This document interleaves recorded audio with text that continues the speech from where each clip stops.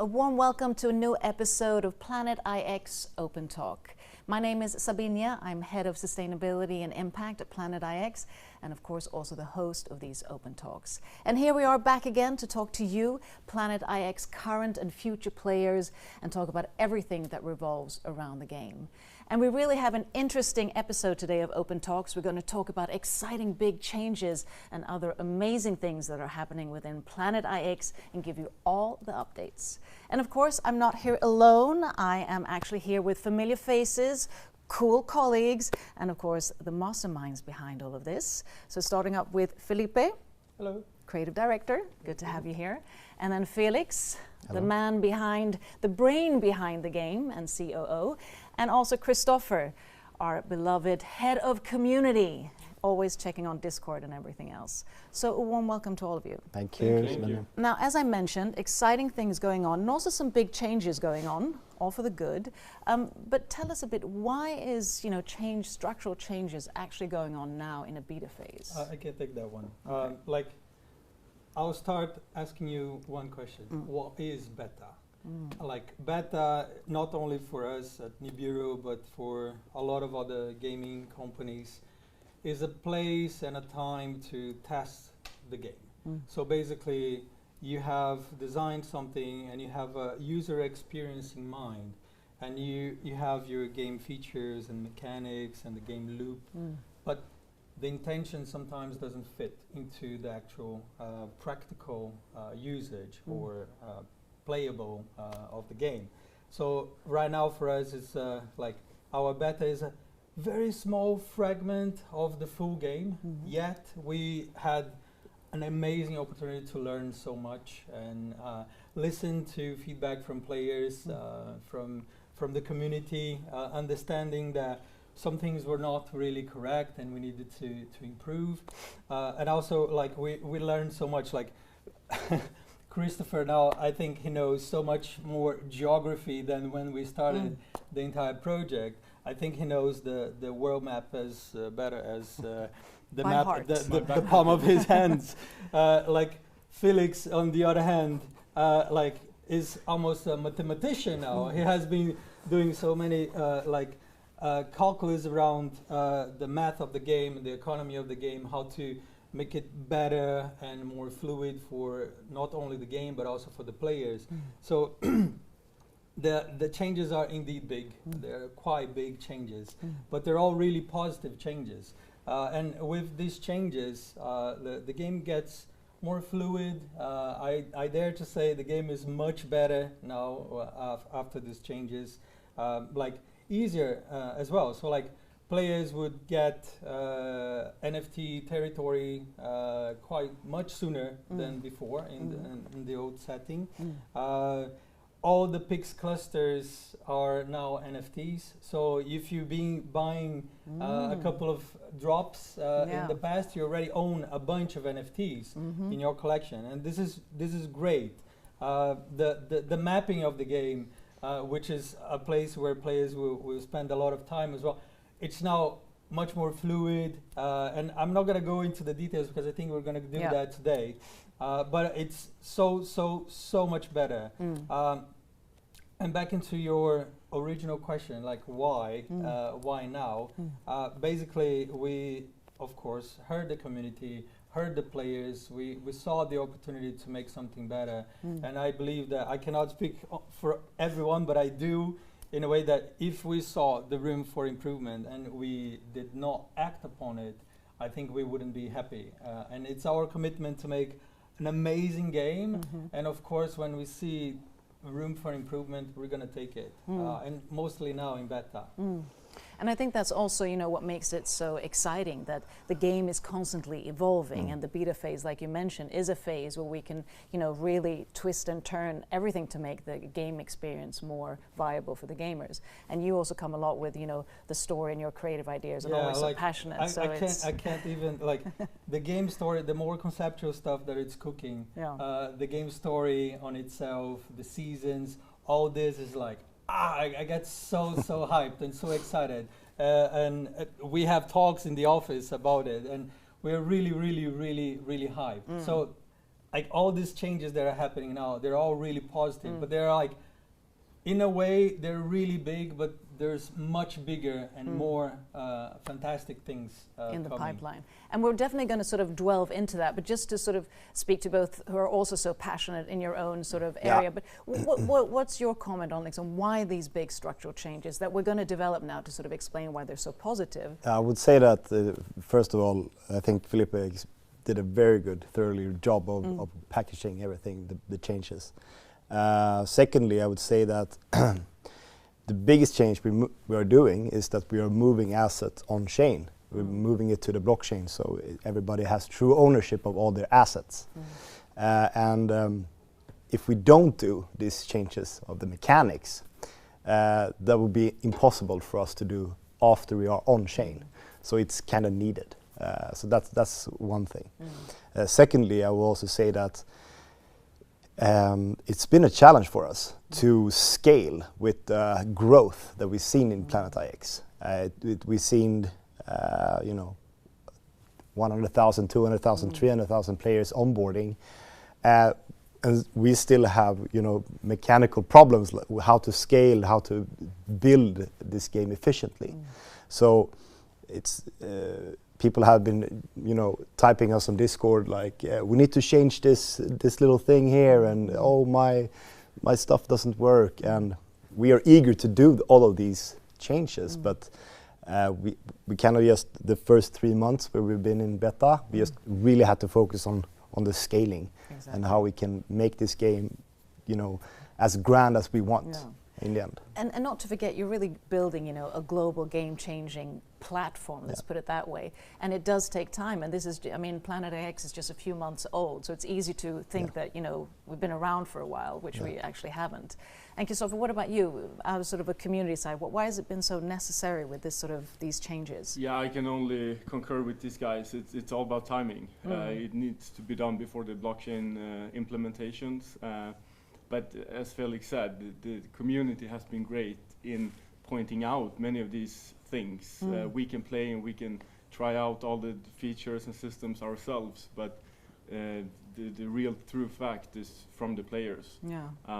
So it's been quite struggling as well, because they are keep adding improvements to us and suggestions, and we are already working on them.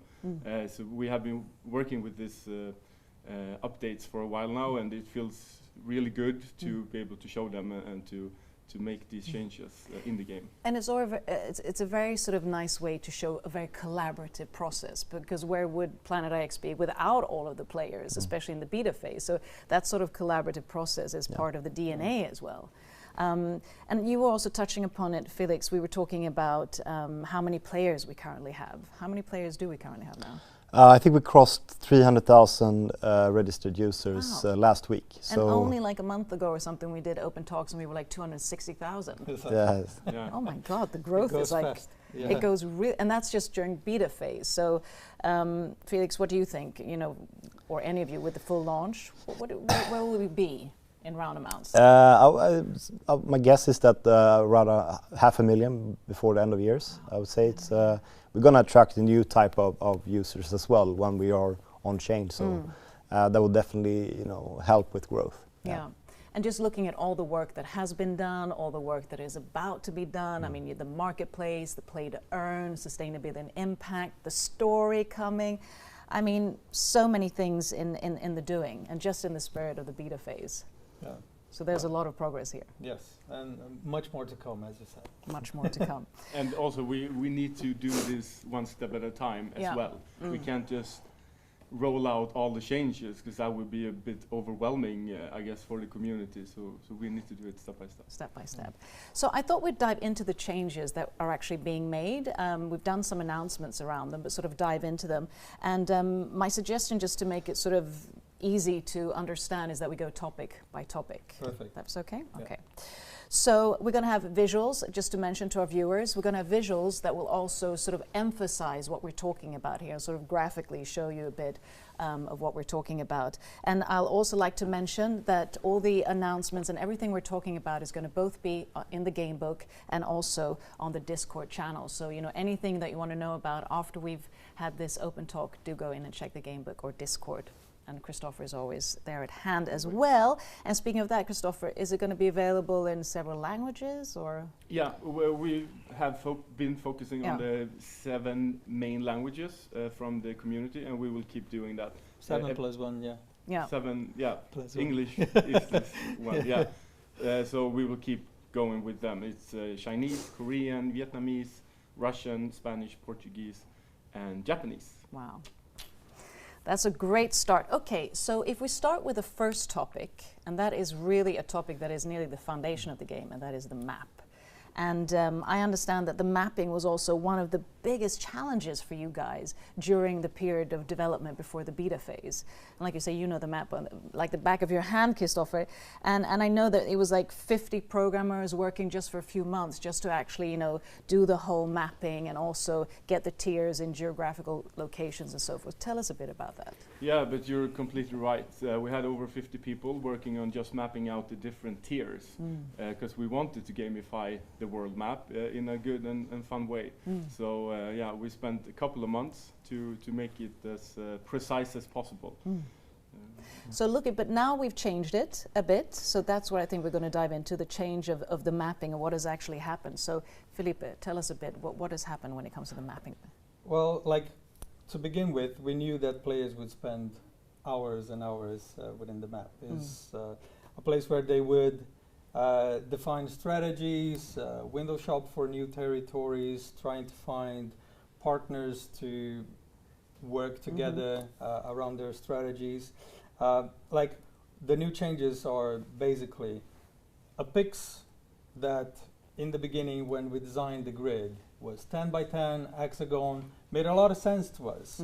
But when we started distributing those picks for all the players, like, I'll give you an example. So if you have what we usually call a cluster for legendary, you have 1 picks. But if you had a cluster of outlier, you had 1,000 picks together. And when we distributed that, it was 1,001 data points. So imagine, and this just for like 2 clusters. So imagine dozens or even hundreds of thousands of what we used to call clusters being distributed together. There was a huge, like, millions amount of data entries.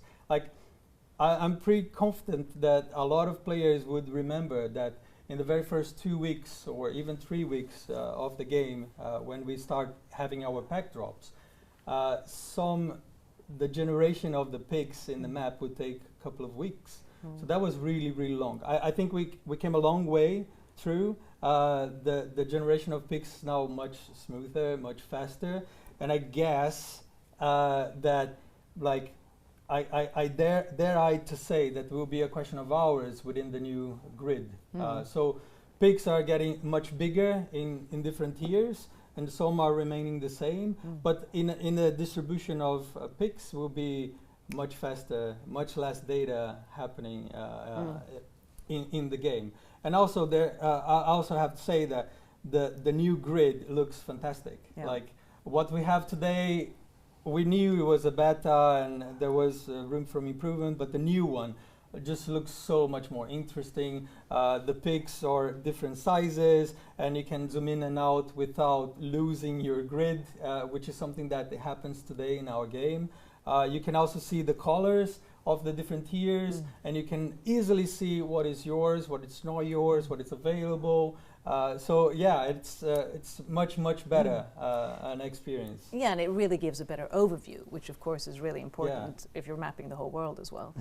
You also touched upon it because the regeneration of picks. So if we dive a bit more into that, the need of regenerating all the picks, and sort of what does that maybe mean for, you know, players who already have you know, collections going on? Yeah, well, that's a good question. I think that's a question that leads into a lot of stress from players, because they already started setting their strategies based on the distribution or the picks that they own.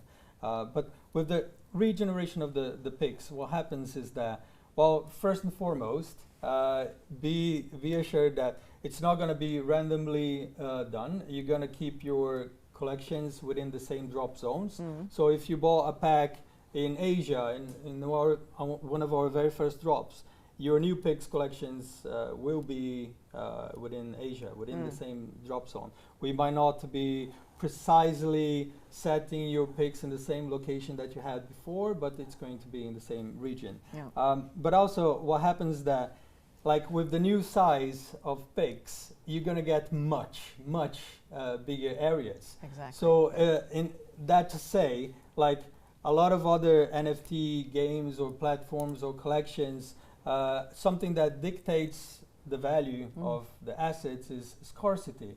And of course, with the bigger, much bigger size of picks comes a way bigger, a smaller quantity, which leads into scarcity.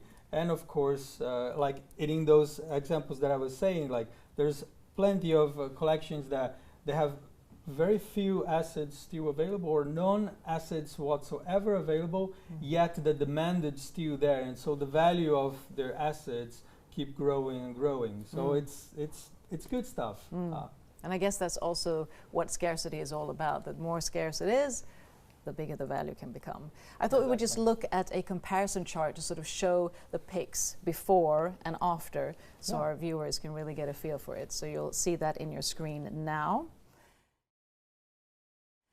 And I also want to say, Philippe, or addressing all of you, I'm just trying to get one-on-one, so you're all involved in the discussion. But I think what impresses me and probably the players is also the fact that, you know, you've opened up a lot of important information that maybe, you know, in the gaming community, you have to either research or make an assessment that that's the case. But here you're opening up a lot, and it's, you know, it's unusual to make these kind of announcements, you know, also as a gaming studio. Yeah, it's true. Like, I think we've touched upon this before, and I can just reinforce that one of the core values of our company, Nibiru, is transparency. Like that to say, there will be a lot of data within the changes that everyone has access to. We're not trying to, oh, this is amazing. We're actually showing you how amazing it is, and you can not only make assumptions, but you can actually see the data and compare yourself. Also, like, to say, Felix and Christopher have been writing the game book. There's a lot of really rich information in the game book. There's something coming soon. Felix can talk a little bit about the white paper, which is basically a game book that incorporates the economy of the game, a lot of the information of, let's say, the rewards that players can get from NFTs, details in the partnerships that we have in green sustainable companies, and much more. So, like, we really want to give accessibility to everyone. Like everyone has easy way to get information of Planet X and understand what the game is about and understand the economy of the game as well. And like you say, transparency is key. I mean, that's also to be very valid for all the players and for the gaming community and so forth.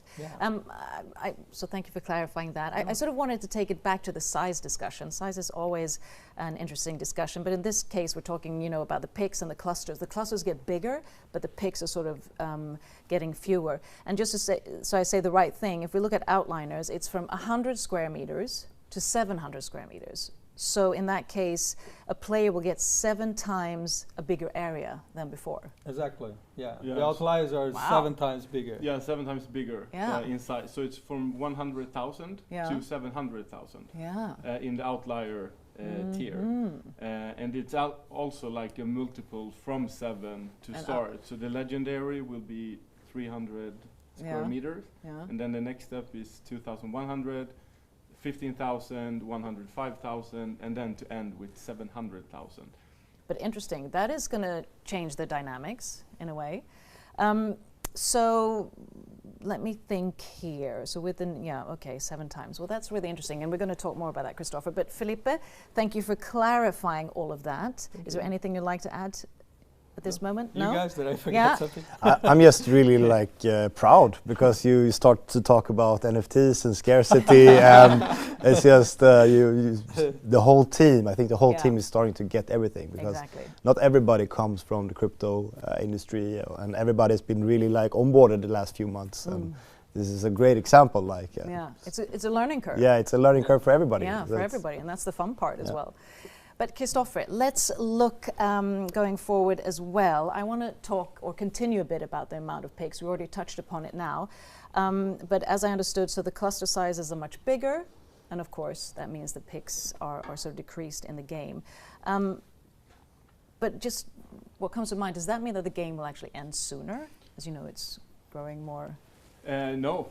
I mean, we look at it as a finite game. Or infinite game, sorry, not a finite game. Yeah. We don't know where we will take this going forward. We keep developing as we get feedback, as we see people putting up strategies and so forth.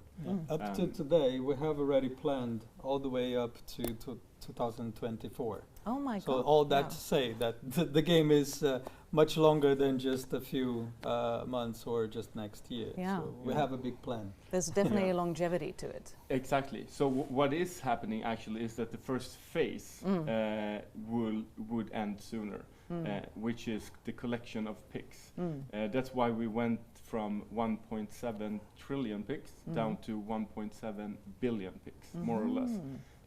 Since the hex grid now is increasing in size, we will have fewer pigs. And we also removed the word cluster because we don't have pigs together anymore as a cluster. Now we only have one bigger pigs. So that is basically the biggest difference. But that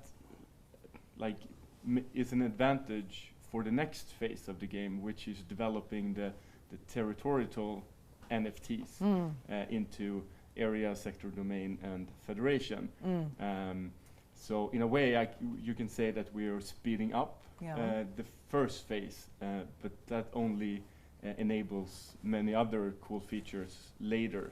Of course, So the territory NFTs, so how are they sort of being impacted by the changes? You touched upon it now. Yeah, we will keep the same amount. Yeah. We're adding one zone lower. Yeah. We started with sectors before. Now we're adding area, which is a bit lower. I know Felix is going to mention that as well. That's only to, again, speed up the process and make people reach that level a bit sooner. And this is where the true ownership of the NFT comes into play, the yield-bearing assets, which is a very interesting aspect in the game. Definitely. And then, like you said, there's a federation, there's a domain, and there's a sector. And people who actually come in and whoever buys, so they always get instant access to rewards connected to that. Yeah, so everything is on blockchain. You can, of course, trade them in our marketplace, but it's also possible to trade on OpenSea, for example, or any other blockchain-based trading marketplaces. What you do need to have to get the reward, which is aggregated, is an account at Planet.ix. Yeah, because exactly. I was going to ask that. Yeah, because you can buy and sell and trade your NFTs anywhere and how you want to do it. But in order to actually get the reward, you need to have an account at Planet.ix. Okay, so that they can come in, they can get an account, and then they can claim an account. Claim the rewards. Claim the rewards. Open an account in Planet.ix, claim the rewards, and hopefully they want to stay in the game and continue. But you don't need to actually have more assets than that. I mean, that's the intention, obviously. Exactly. And we have the marketplaces outside of Planet.ix as a good marketing arena as well. So. And Felix, I'm soon coming to you, but Christopher, just one more thing, the new tier classification that we also haven't touched upon yet, but that's natural reserve and the metropolitan area. Yeah. So tell us about that. So this is the biggest difference we actually are making in the game when we're changing the classifications inside the tiers. Yeah. the original idea with having natural reserve as the rare tier was because we're basing it on the real world sustainable renewable input or output or both. But that's why we wanted natural reserve as a higher ranked tier. Yeah. But now when we're redoing the grid, the numbers basically just adds up more efficiently. It's easier to understand for the players if we move it down a bit. And so we move up metropolitan area together with capital city in the rare, which in a way also make more sense compared to the other classification in the tier. Yeah. And then, like I said, in uncommon, now we have coastal line, same as before, together with natural reserve.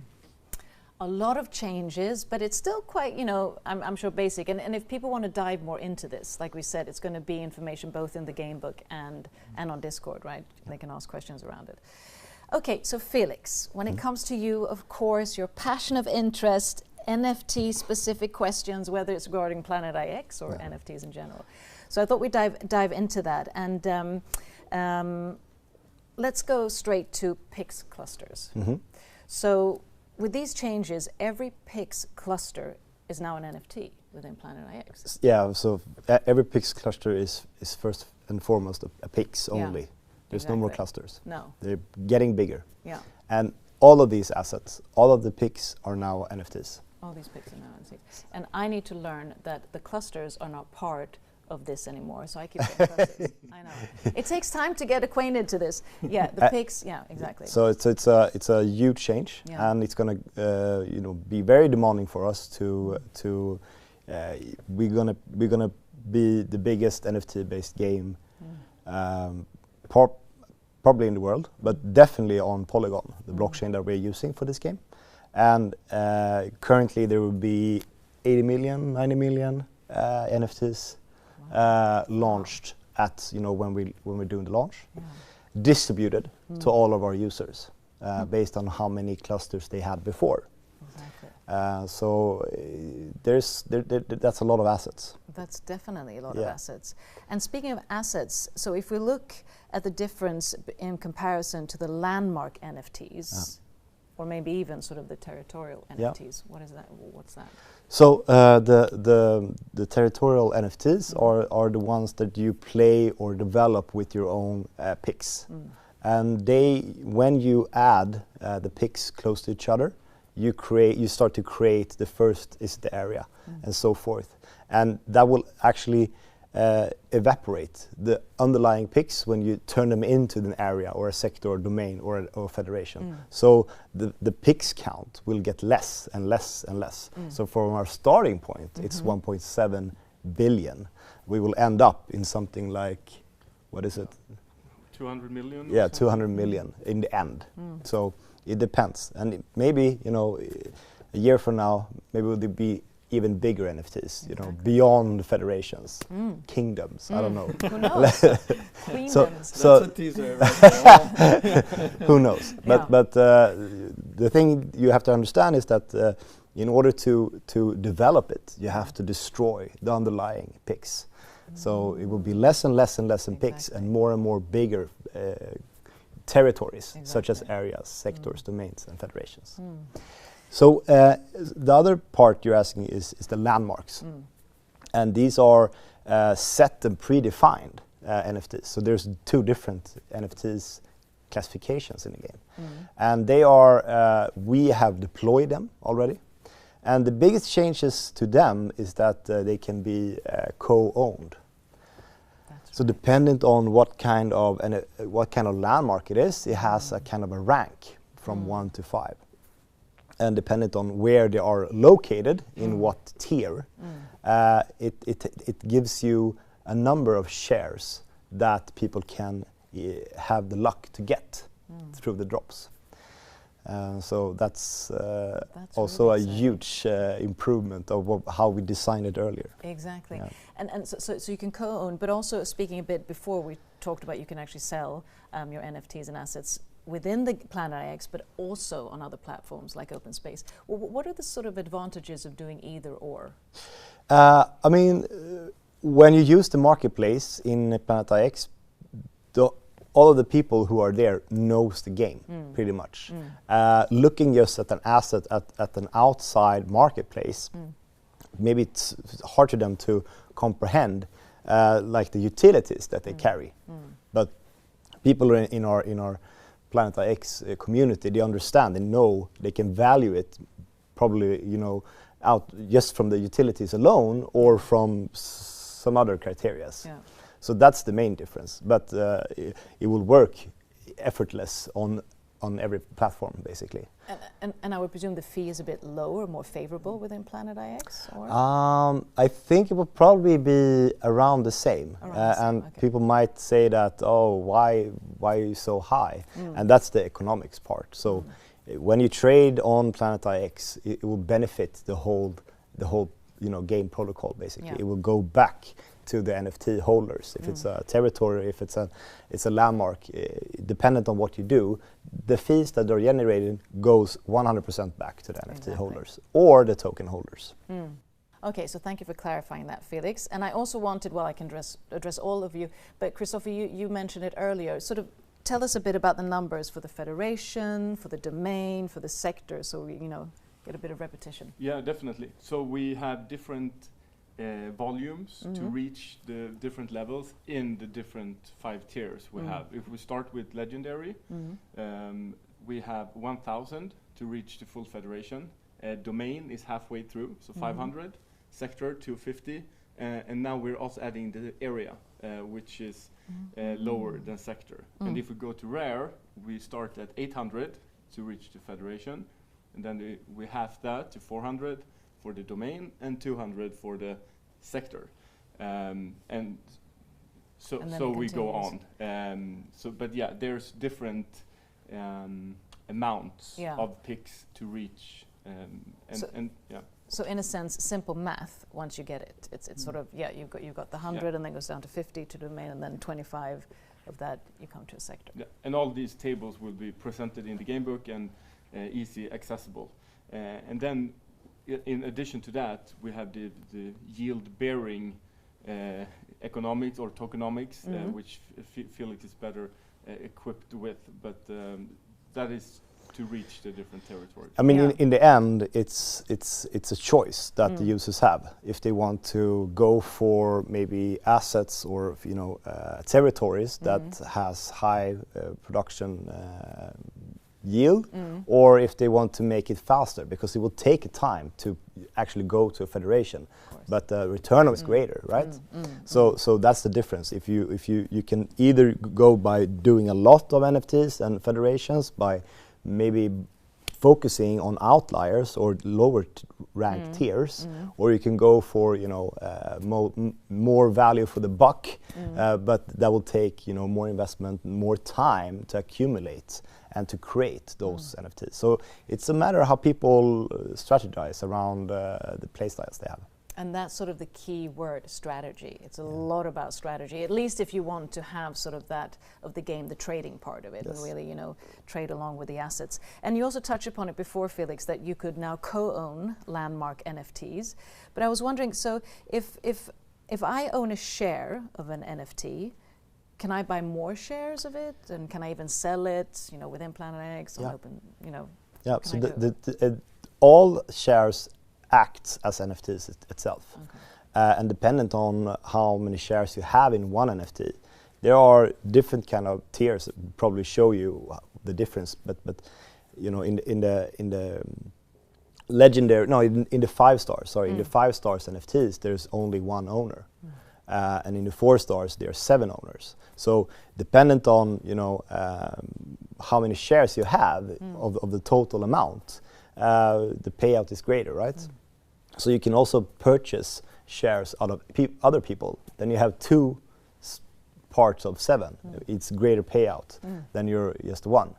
So how people will how people will think about this and how people will evaluate the worth of these will also be interesting to see, the price mechanism. Exactly. Because it will take some time before we reach full potential in the marketplace, where we will see thousands, 100,000 of trades a day.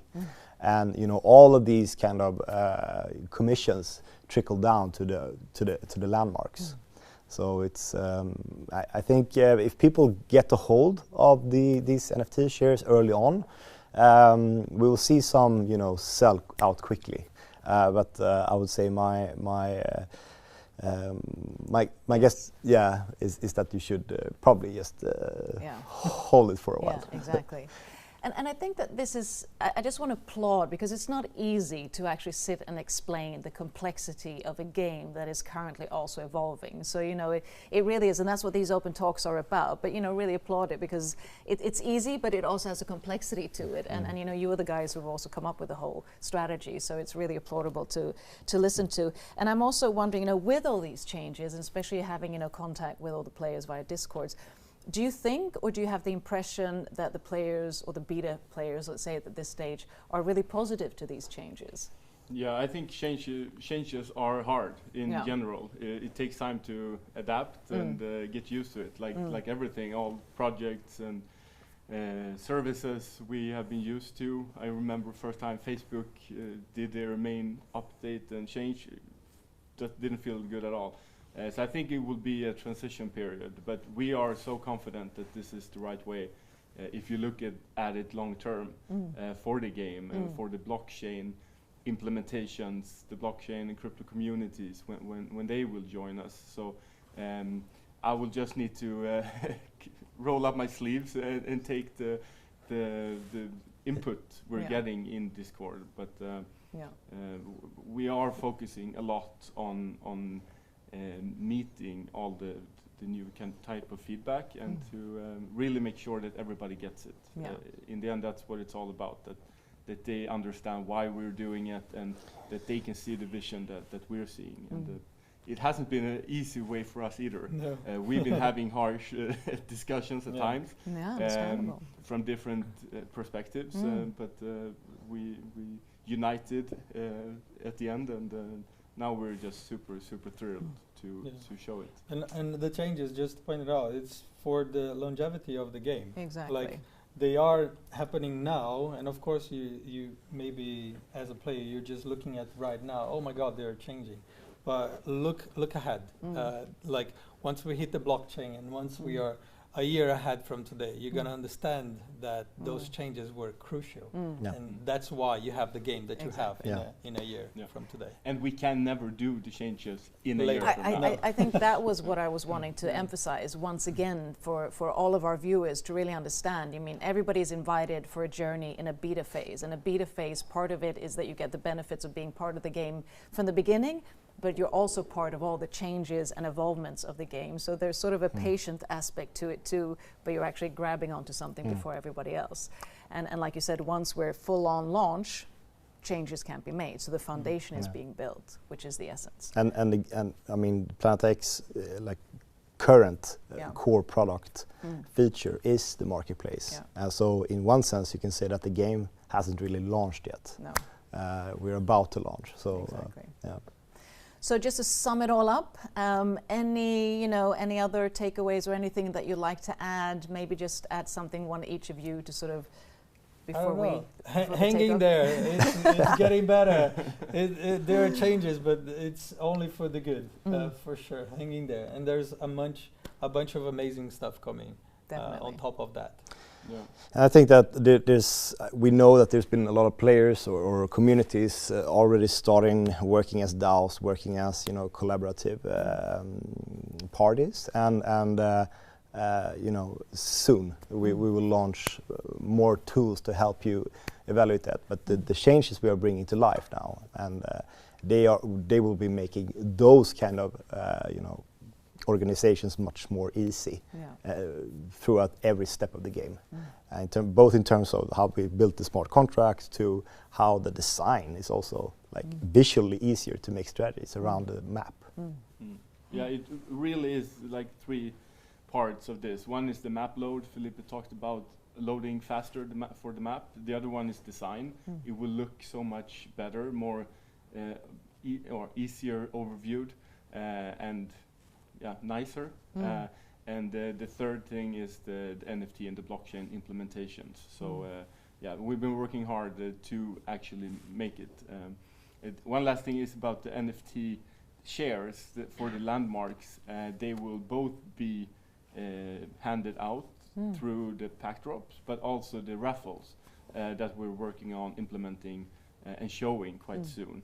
So we're aiming for 15th of October for the first raffle, and that will be one important next step of this first phase as well. So exciting. Once again, thank you, thank the team for all that you're doing. This is such an exciting journey. So thank you for sharing your expertise and your knowledge on this. And of course, thank you to all of you players, because it's your collaboration that also makes it happen, so that we can take this beta phase and start to fly in November for the launch. And we can't wait to invite you to the, the full launch experience, and also invite you to the real game story of Planet IX that we're going to reveal soon. We'll be back again with a new open talk, so stay tuned. Until then, stay safe, stay healthy, and thank you for watching.